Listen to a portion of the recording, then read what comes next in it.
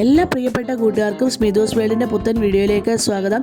ഇന്ന് നല്ല ഒരു റെസിപ്പിയുമായിട്ടാണ് ഞാൻ എത്തിയിരിക്കുന്നത്. എൻ്റെ സുഹൃത്തുക്കളൊക്കെ എന്നോട് ആവശ്യപ്പെട്ട ഒരു റെസിപ്പി തന്നെയാണ് പെപ്പർ ചിക്കൻ. വളരെ ടേസ്റ്റി ആയിട്ട് എങ്ങനെ പെപ്പർ ചിക്കൻ തയ്യാറാക്കാമെന്ന് നമുക്ക് നോക്കാം. അതിനായിട്ട് ഞാൻ 1.5 കിലോ ചിക്കനാണ് എടുത്തിരിക്കുന്നത്.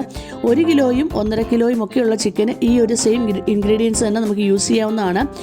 കഴുകി വൃത്തിയാക്കി വെച്ചിരിക്കുന്ന ചിക്കനിലേക്ക് 1/4 ടീസ്പൂൺ മഞ്ഞൾപ്പൊടി, 1 ടീസ്പൂൺ കുരുമുളക് പൊടി, 1/4 ടീസ്പൂൺ ഗരം മസാലപ്പൊടി ഇത്രയും ചേർത്ത് നന്നായി മിക്സ് ചെയ്ത് 15 മിനിറ്റ് നേരം റെസ്റ്റ് ചെയ്യാൻ വെക്കാവുന്നതാണ്.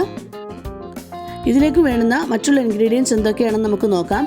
8 അല്ലി വെളുത്തുള്ളി, 1 വലിയ കഷ്ണം ഇഞ്ചി, 3-4 വറ്റൽമുളക്, 1 ടേബിൾ സ്പൂൺ കുരുമുളക്, 1 ടീസ്പൂൺ പെരിഞ്ജീരകം, 3-4 ഏലയ്ക്ക, 5 സവാള നല്ല കനം കുറഞ്ഞ് അരിഞ്ഞെടുക്കുക.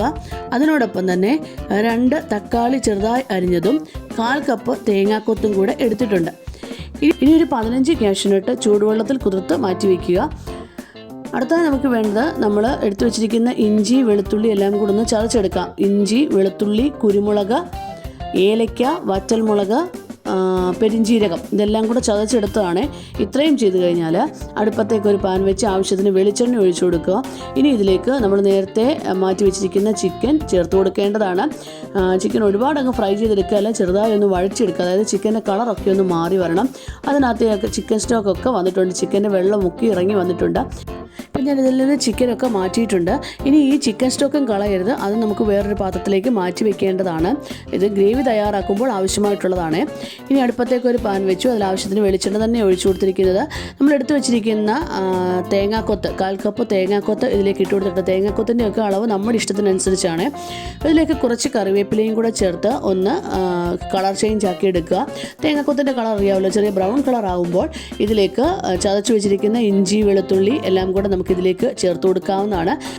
ഇനി ഇഞ്ചി വെളുത്തുള്ളിയുടെയൊക്കെ ആ ഒരു കളറൊക്കെ ഒന്ന് ചേഞ്ച് ആയി കഴിഞ്ഞാൽ അരിഞ്ഞു വെച്ചിരിക്കുന്ന 5 സവോള ആവശ്യത്തിന് ഉപ്പും ചേർത്ത് കൊടുത്ത് നമുക്ക് വഴച്ചെടുക്കാവുന്നതാണ്.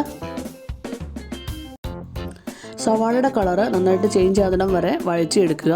ഇപ്പം കണ്ടാൽ അറിയാം, ഏകദേശം സവാളയുടെ കളറൊക്കെ മാറിയിട്ടുണ്ട്, ബ്രൗൺ കളറായിട്ടുണ്ട്. ഈ സമയത്ത് നമുക്ക് 1/4 ടീസ്പൂൺ മഞ്ഞൾപ്പൊടി ഈ മിക്സിലേക്ക് ചേർത്ത് കൊടുക്കാവുന്നതാണ്. 1 ടേബിൾ സ്പൂൺ മല്ലിപ്പൊടിയും കൂടെ ചേർത്ത് നന്നായി മിക്സ് ചെയ്ത ശേഷം അരിഞ്ഞു വെച്ചിരിക്കുന്ന തക്കാളി ചേർത്ത് യോജിപ്പിച്ചെടുക്കേണ്ടതാണ്. ഇപ്പം കണ്ടാൽ അറിയാം, തക്കാളിയൊക്കെ നന്നായിട്ട് വഴന്നു വന്നിട്ടുണ്ട്. ഇത്രയും ഇത് യോജിച്ച് വരണമെങ്കിലേ നമ്മുടെ കറിക്ക് ഒരു ടേസ്റ്റി ആവത്തുള്ളൂ.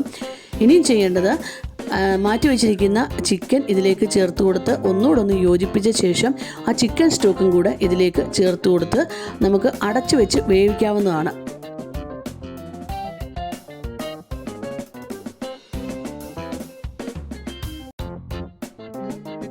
ഇപ്പം ചിക്കനൊക്കെ നന്നായിട്ട് വെന്ത് വന്നിട്ടുണ്ട്. ഇനി ചെയ്യേണ്ടത് നമ്മൾ നേരത്തെ കുതിർത്ത് വെച്ചിരിക്കുന്ന കാഷ്യൂനട്ട് ഉണ്ടല്ലോ, അത് മിക്സിയുടെ ജാറിലിട്ട് നന്നായി ഒന്ന് പേസ്റ്റ് രൂപത്തിൽ അരച്ചെടുക്കേണ്ടതാണ്. ഈ അരച്ചെടുത്ത കാഷ്യൂനട്ടും കൂടെ ഇതിലേക്ക് ചേർത്ത് കൊടുക്കാവുന്നതാണ്. ചേർത്ത് കൊടുത്തു കഴിഞ്ഞാൽ ഒരു 5 മിനിറ്റ് നേരം ഒന്നുകൂടെ ഒന്ന് അടച്ചു വെച്ച് വേവിക്കുക. ഇപ്പം വളരെ ടേസ്റ്റി ആയിട്ടുള്ള പെപ്പർ ചിക്കൻ നമുക്ക് റെഡിയായി കിട്ടിയിട്ടുണ്ട്. ഇനി തീ ഓഫ് ചെയ്ത് നമുക്ക് മാറ്റി വയ്ക്കാവുന്നതാണ്. ഇനിയും അടുപ്പത്തേക്ക് ഒരു പാൻ വെച്ച് അതിലേക്ക് ആവശ്യത്തിന് കുറച്ച് വെളിച്ചെണ്ണ ഒഴിച്ചു കൊടുത്തിട്ടുണ്ട്. അതിലേക്ക് 1 ടേബിൾ സ്പൂൺ നെയ്യും കൂടെ ചേർത്ത് കൊടുത്തിട്ടുണ്ട്. ഇനി നമുക്ക് വേണ്ടത് ഇതിലേക്ക് 2 വറ്റൽമുളകും, 1 ടീസ്പൂൺ ഇഞ്ചിയും, 1 ടീസ്പൂൺ വെളുത്തുള്ളി, കുറച്ച് കറിവേപ്പില, 1/2 ടീസ്പൂൺ പെരിഞ്ജീരകം, അതിനോടൊപ്പം തന്നെ കുറച്ച് സവാളയും കൂടെ ചേർത്ത് നന്നായിട്ട് ഫ്രൈ ചെയ്തെടുക്കാം.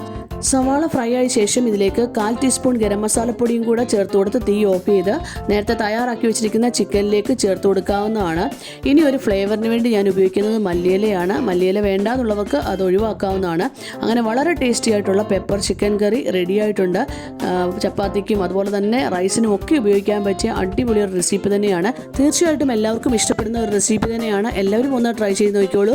നിങ്ങൾക്ക് ഇഷ്ടമായെങ്കിൽ കഴിഞ്ഞ പ്രാവശ്യം ഞാൻ പറഞ്ഞതുപോലെ തന്നെ കൂട്ടുകാരിലേക്ക് എത്തിക്കുക. അതുപോലെ നിങ്ങളുടെ വിലയേറിയ അഭിപ്രായങ്ങളും നിർദ്ദേശങ്ങളും ഒക്കെ കമൻറ്റ് ബോക്സിലൂടെ രേഖപ്പെടുത്താവുന്നതാണ്. Thank you for watching.